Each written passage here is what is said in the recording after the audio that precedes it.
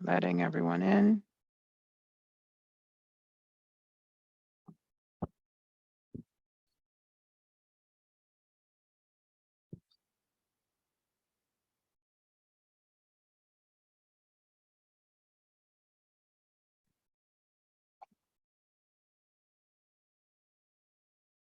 Good evening, everyone. We're going to get started and others may join us. But as always, we do record these meetings so that people can view them at their convenience at a later time. And so we'll get started in a minute tonight. We have Captain Collins filling in for Major Coletti. Captain Collins is Assist Major Coletti in commanding our contract police program. And so he's very familiar with that program and has been with us and with the county for quite some time. So we'll turn it over to Captain Collins for the crime report, and Sharon Fletcher is providing technical assistance so she can pull up the crime maps and statistics for us to view, and we'll get started. Good evening, everybody. And again, I want to apologize in advance. I just left the dentist office. I had a root canal earlier, so my mouth is a little numb still. So if you hear me sounding a little odd, that's the reasoning. So the anesthesia is still wearing off, but just wanted to put that out there as a disclaimer in the beginning. So again, good evening, everybody. As we go through the crime stats, I went through and just I know several of you know my background, but I have worked for the city for approximately 15 years. I do help Major Coletti supervise the contract car program. I was also for a very lengthy period of time in charge of investigations at Hyattsville with Captain Dooley before he retired. So I am very familiar with the District 1 area and specifically College Park. Going through the statistics over the last month, there really are no trends of note. Just to give kind of a highlight, if we look at the numbers here, the city of College Park recorded 1 sexual assault, 4 commercial robberies, 10 assaults, 2 residential burglaries, 13 thefts from vehicles, 16 other thefts, and seven stolen vehicles. The total amount of violent crime in the city for the month was 15. The total amount of property crime for the month was 38. And of that makes a grand total of 53 crimes. Again, there are really no trends to note.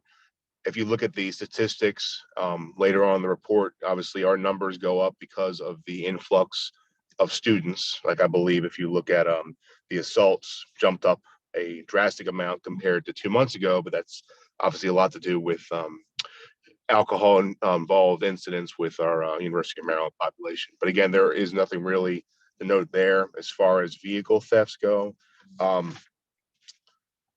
Really, it's a mixture of people leaving their vehicles unlocked, which I'm sure Mr. Ryan and everyone has heard for years. I mean, when I was the lieutenant in Hyattsville, I would give presentations, and honestly, it was unbelievable how often people leave their vehicles unlocked. And it's not, I don't want to say that people don't care. It's that, you might forget. I have a 3-year-old, and for example, the other day I came out to my car. I'll be the first to admit it. I was putting him in the house and I went open my car door and it was unlocked. I'm like, oh God, thank God nothing was taken. So it happens to all of us. So that's obviously our big push, is to continue to focus on unlocked vehicles. As far as the concentration goes of vehicles of theft from autos, they're scattered throughout the city. We have had a couple catalytic converter thefts from vehicles, which is not only in College Park. It's been a regional problem. We've been fighting the catalytic converter problem since I was the investigations commander up here about 6 years ago. It's unfortunately, it kind of comes and goes. I know Anne Arundel County to our east is experiencing a huge problem with vehicles having their catalytic converter stolen. So again, it's not something that's specific to College Park or Prince George's County. It's a regional problem. I do want to discuss the 2 burglaries that we have reported for the month, which are both residential burglaries. Both of those actually occurred in hotel rooms. I do know that the investigation section for Hyattsville has been working on this case because it was believed that the suspect had some sort of tool that he was able to manipulate the hotel room doors. So these, even though they're technically considered residential burglaries, when you occupy a hotel room, believe it or not, that's actually becomes your residence. So that's why they're classified as such. Other than that, the assaults, really, a lot of them are in the area of Knoxham 1 in Old Town. Again, as I previously mentioned, we did see a pretty big increase compared to specifically July in the summer months, and that's due to the influx of students.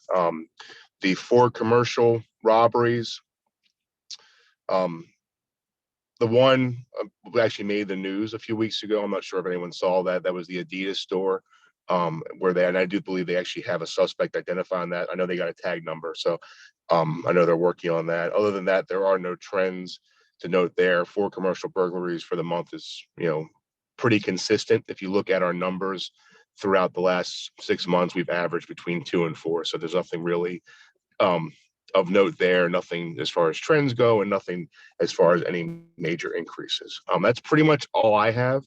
I, will gladly answer any questions. I'm currently now, I still work for the city, obviously, and I've been up, in the city for a very long time, and I'm currently in charge of recruiting for the county police department. So if anyone is interested or knows of anyone that is, I will gladly pass out my information because, like any other police department in the area, we're actively hiring and looking for young men and women to join our ranks. So that's all I have. If anyone has anything, or I can speak on anything particular, if anyone has any questions, please let me know.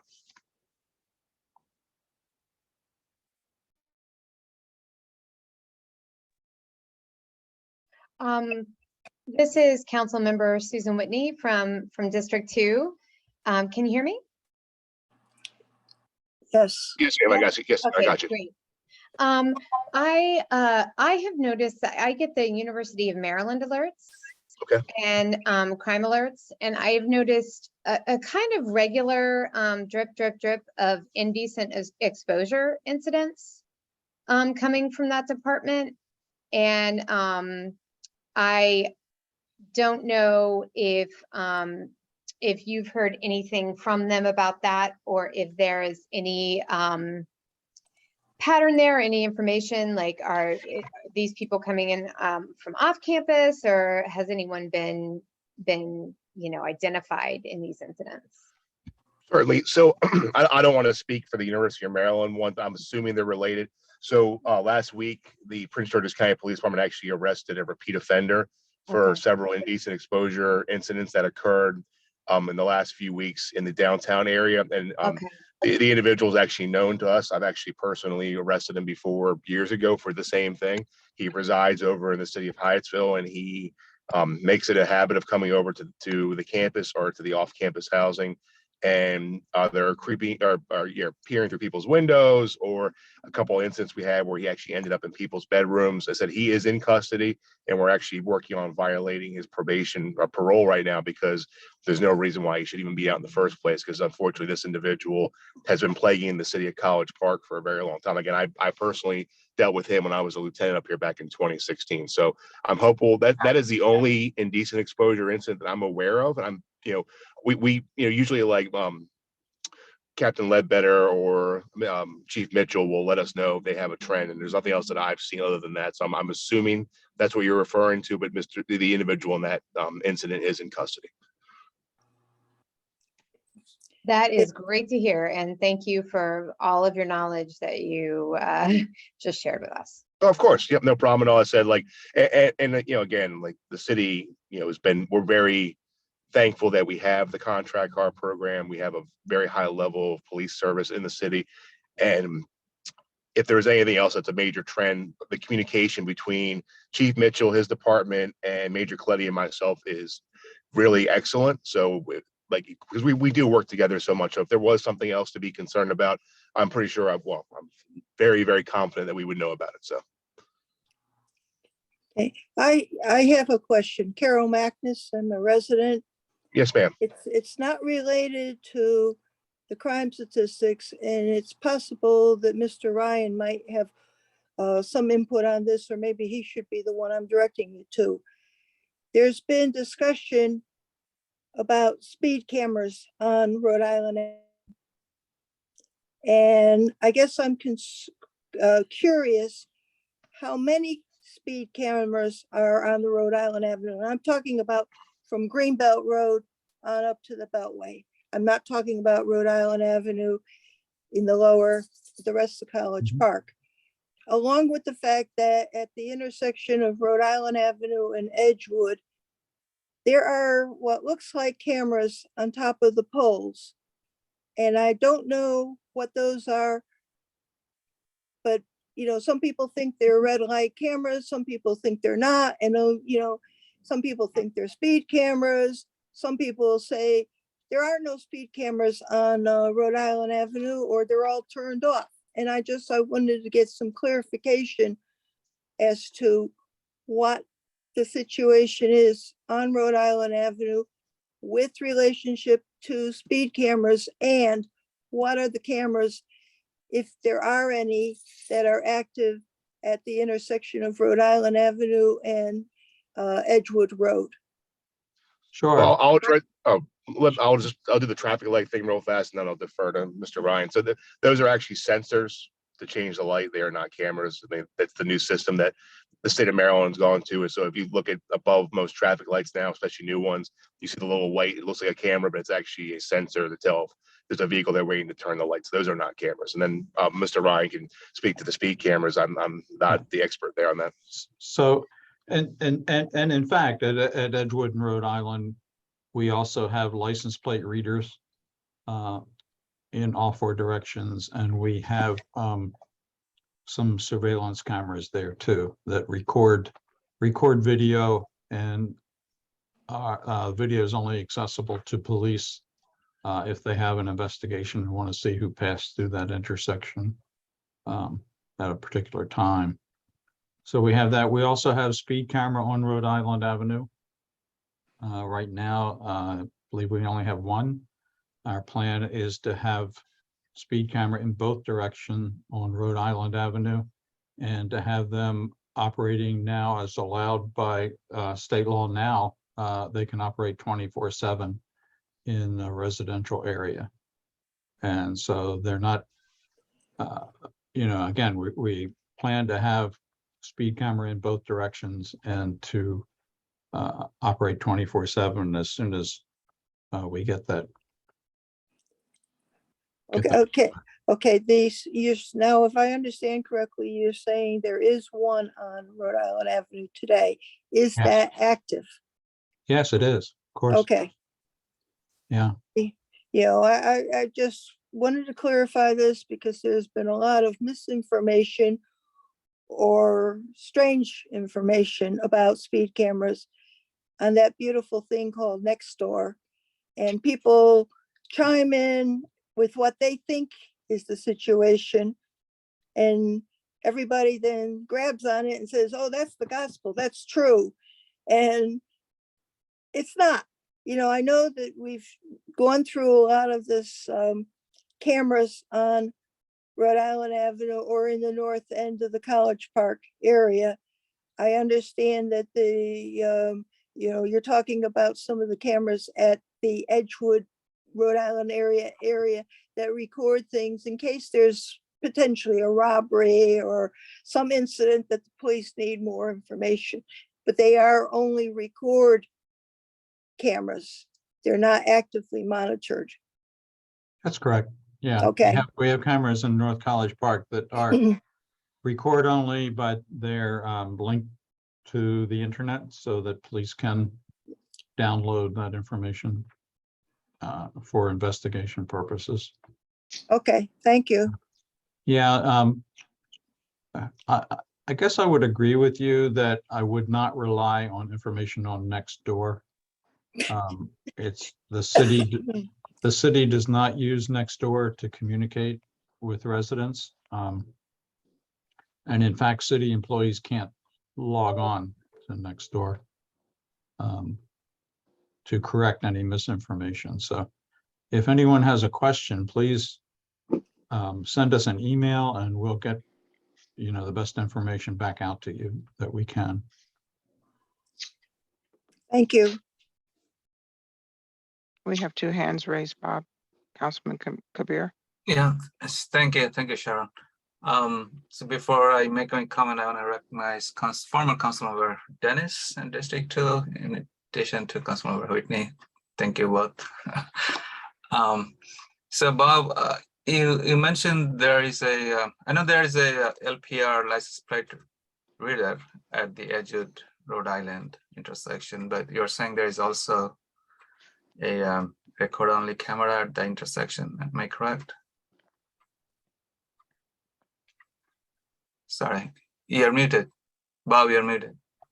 I said, I believe so. If it's not there now, it's coming soon. Oh, okay. And if you could remind us, I know I can't remember off the top of my head, we approved, I believe, 2 other additional cameras on the trolley trail, meaning on Rhode Island Avenue, North College Park, north of 193. Yes. Okay. And so And- we're working on that project. You know, we have the cameras delivered. We're working with Hitachi and their subcontractor to have poles installed for them. And Yeah. then we're working with Pepco to power them up. Okay. And in terms of the speed camera, we used to have one speed camera on the southbound lane, close to the Hollywood Road. So look, I don't see that camera anymore. Is it taken out? I think it's now on the northbound lane. So we, Ah, you know, we have that one camera we can move around. That's a very portable camera. and you're saying there is a plan to have another have camera on the cameras- other side as Have a well? camera in both directions. Yes. Okay, yeah, that would be helpful.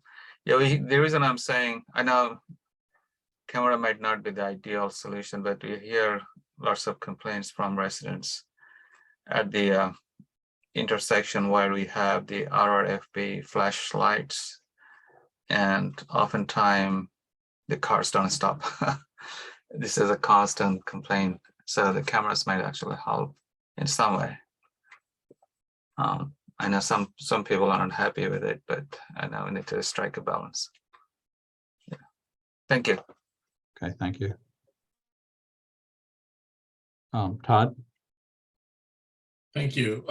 If we have any problems or issues with the traffic lights at Edgewood and Rhode Island, should those go to the state or someone else? So that area of Rhode Island is now a city road. Mhm. It's not a state highway. And so the city is taking over, but subcontracting maintenance to the county for those signals at Edgewood and Rhode Island. So you can, if there's a problem, you can submit a request through Public Works now. Okay, great. And as I say, they're still using county services to maintain that since they have experience with that. Thank you.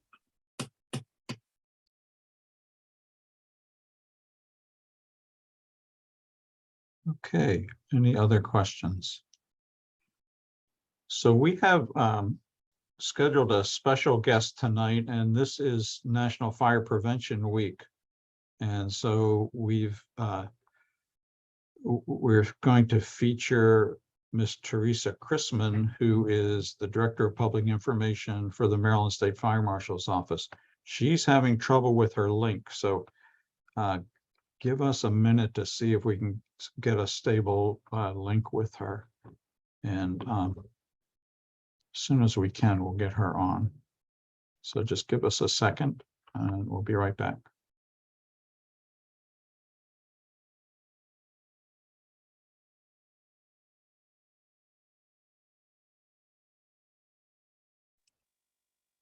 While we're waiting, I just wanted to put a plug in for the PG County Police and their auxiliary, or whatever you call it, and the Citizens Police Academy.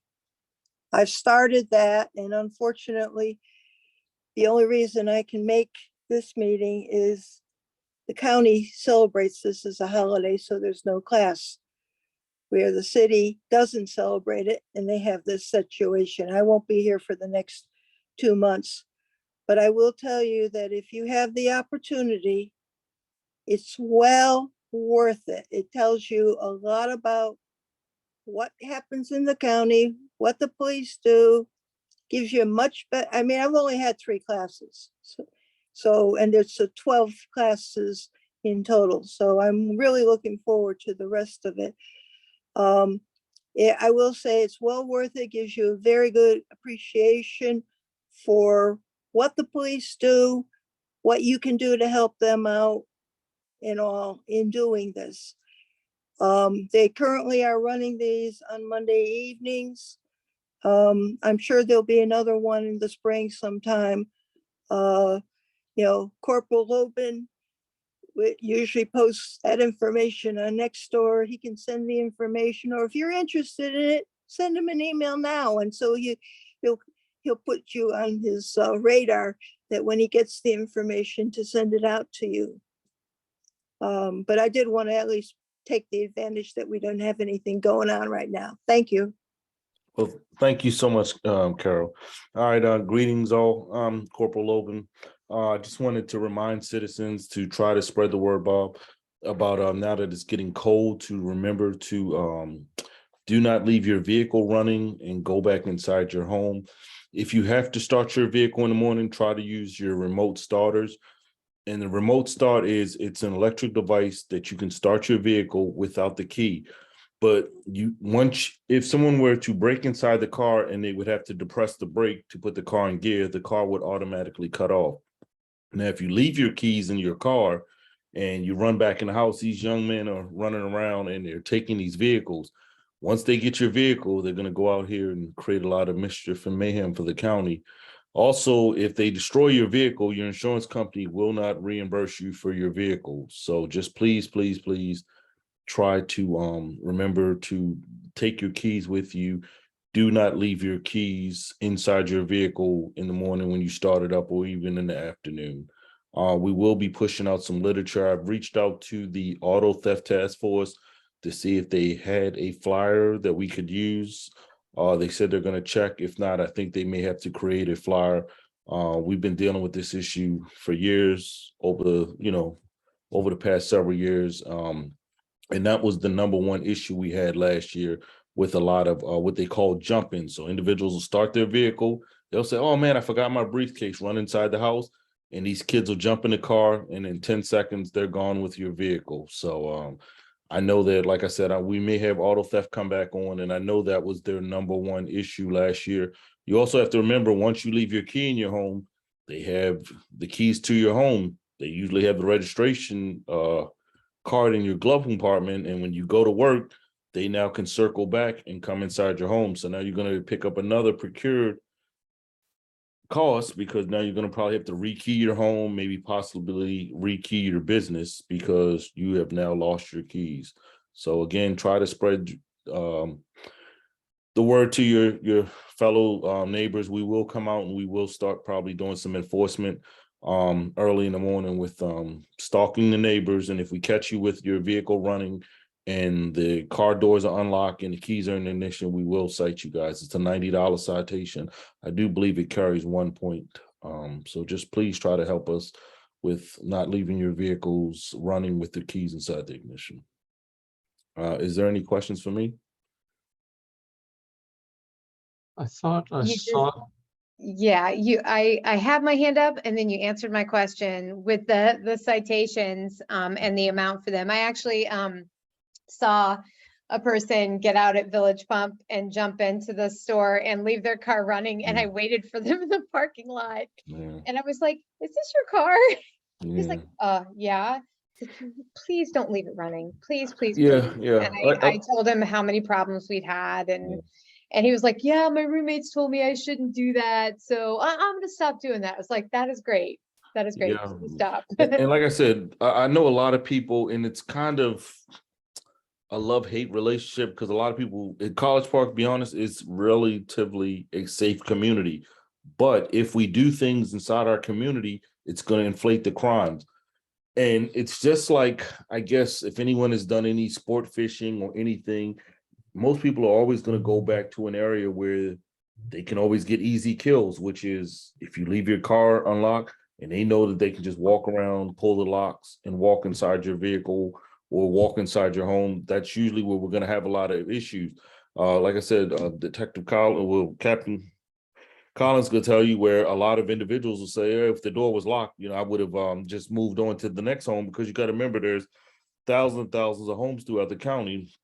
And most criminals are lazy. They're not going to really fight with the lock unless they believe there's gold bullion inside your home. So if your door is unlocked, they're going to just take it. That's why people say, "Oh, well, it was nothing in my vehicle. It was just some loose change." But if an individual goes and he takes loose change out of 15 vehicles in a night, well, let's just think about how much money he has accrued. And now it's an incentive for him to do this over and over because there's a motive inside of it. So we would strongly suggest removing any type of contents from your vehicle, which is i.e. cell phones, laptops, book bags. I know we try to get on the students a lot about removing their items. A lot of students say, "Hey, we were told when we came to the university, it's a very safe university." And we say, yes, but also if you're leaving your items laying around, these guys are still going to take advantage of you guys, and no one wants to be taken advantage. But if you leave it around, we're never going to really be able to suppress the numbers because, again, if these items are just left around, it's going to be easy for them to just take them. So just try to tell your fellow neighbor to just lock their vehicle. Again, don't leave the keys inside in the morning or night. If anyone, because I know we live in an older community, wants a free security survey, they can feel free to reach out to me. We'll come out and give you a common sense approach of how you can target harden your home, which is maybe changing some locks, maybe add some lighting, doing some other things around your home to try to slow an individual down from trying to break inside your home. Okay, just a quick comment. We've been trying to maintain a stable connection with Ms. Chrisman. It doesn't look like we're going to be able to do that tonight. And so we will reschedule her, even though it won't be during Fire Prevention Week. We will reschedule her presentation so that the community can get information on fire prevention in their homes and fire survival in their homes as important. So we can continue for a few minutes. If anybody has any additional questions for Captain Collins or Corporal Loban, we can continue the crime prevention conversation. But after that, again, I apologize, but apparently there's a problem at her end of the internet.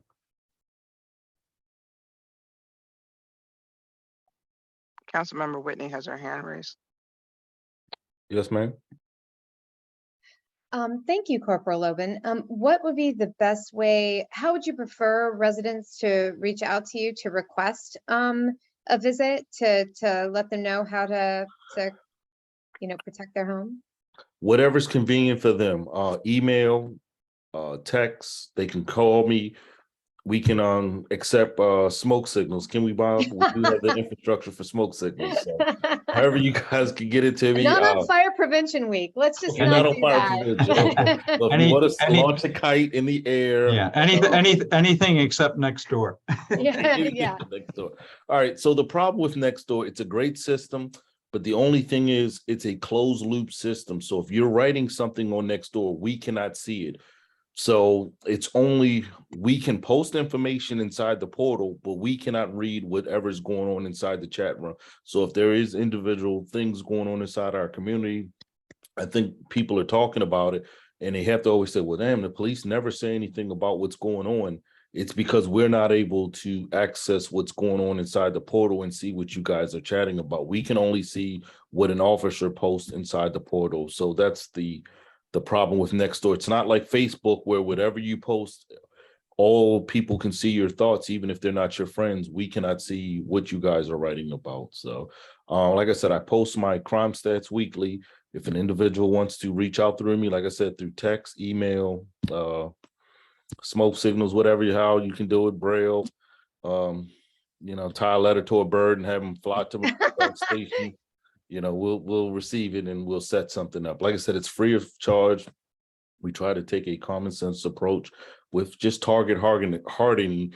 And like I said, again, with maybe adding some lights, maybe if you have a door, maybe better securing the door or some things like that. So it's a worth word of the cause to walk around your home to just sometimes say, I didn't really see that and overlook it.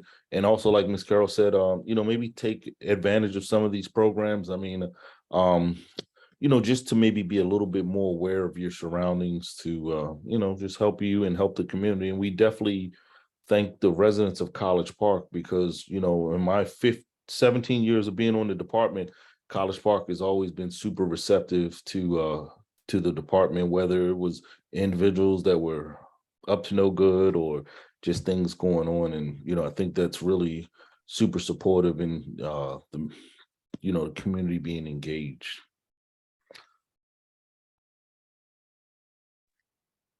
I guess I just wanted to add, if you forget or lose the information to get a hold of Corporal Loban, everybody can find the email for either Bob Ryan or one of your council reps, and they can help you get a hold of him. And his email address was just posted on the chat. So you have that. And then also those crime statistics and general location of where they occurred that were presented by Captain Collins, those are posted on the city webpage. So the monthly citywide statistics are posted on the city webpage, and you can see them there and look back at previous months if you wish. Okay, you're talking about posting, Bob. I'd like to know where you're posting the videos from these meetings, because I went looking for them and I had no idea where they were. Doesn't appear, at least I couldn't find a link on the page that talked about these meetings, where it is. I guess I'm just curious, where are they posted? I missed out last month's meeting. I wanted to read it or listen to it. I had no idea where to go. Okay, let me ask Miss Fletcher if she could post that information on the chat. So Yeah. look for it to pop up on the chat soon. Yeah, maybe that should also be included when the city sends out their weekly emails and they mention this meeting, that they also include that information there, because, you put it in the chat, that's fine. I have to use my iPad to communicate with these meetings. I'm not familiar on how to copy that information and save it someplace other than bring it up and start writing it down. And if you maybe put some of this information more so in that weekly email when it talks about these meetings, it might help the people that said, oh, darn it, I wanted to go last month and I couldn't see it. What went on? Okay. Okay, we'll get with the communications office and get that put in the weekly report. Thank you for that idea.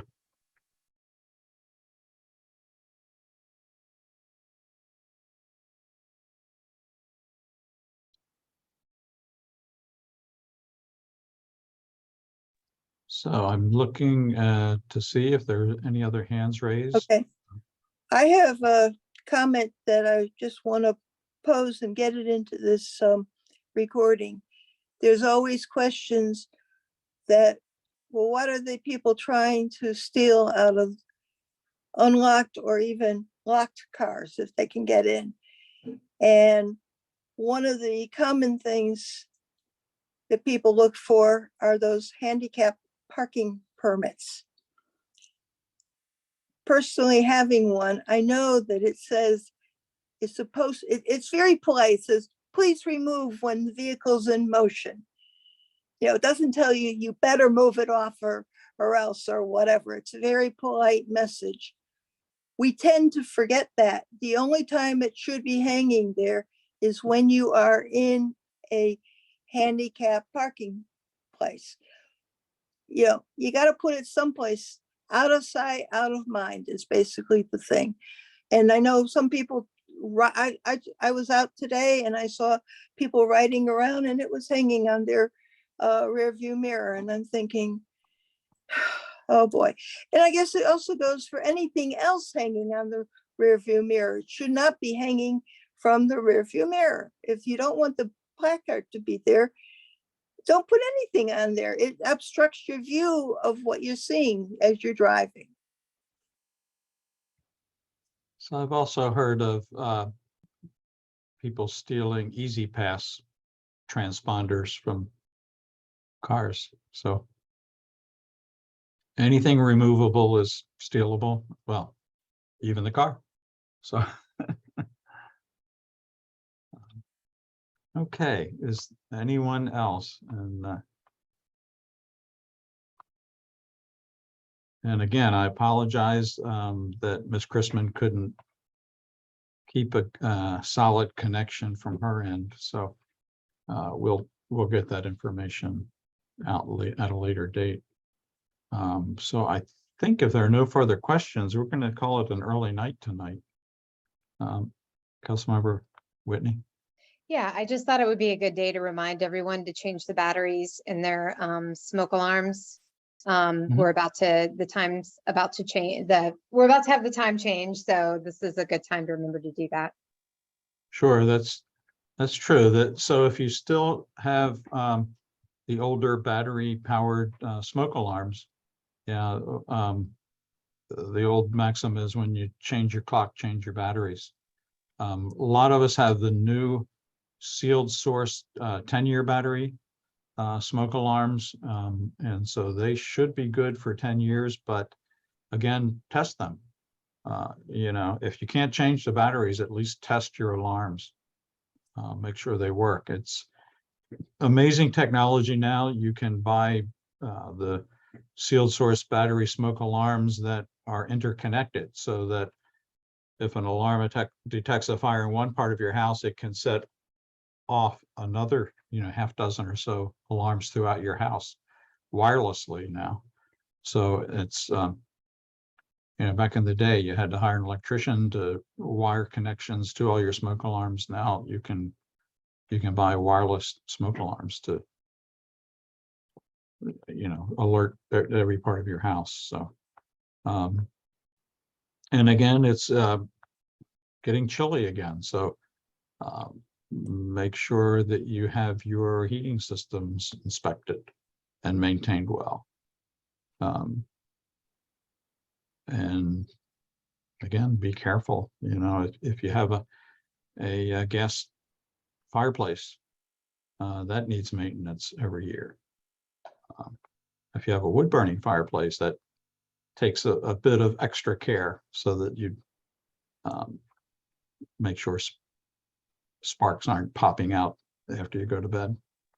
So just all those kinds of common sense fire prevention things. Right. It's not just for gas fireplaces. It's gas furnaces too, should be checked once a year. Right, yeah, that's what I said, all your yeah. heating equipment, whether you have All gas, oil. right. Even if the electric should be checked, just to be sure that you don't have any frayed wires or that it's still working right.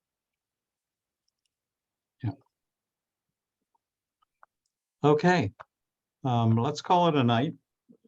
And thank you all for tuning in. And take that extra half hour that you had planned to be with us, and look for fire hazards around your house. Thank you all very much. Right. Good night. Thank you. Good night. Thank you, Bob. Thanks, everyone. Thanks, Corporal Logan.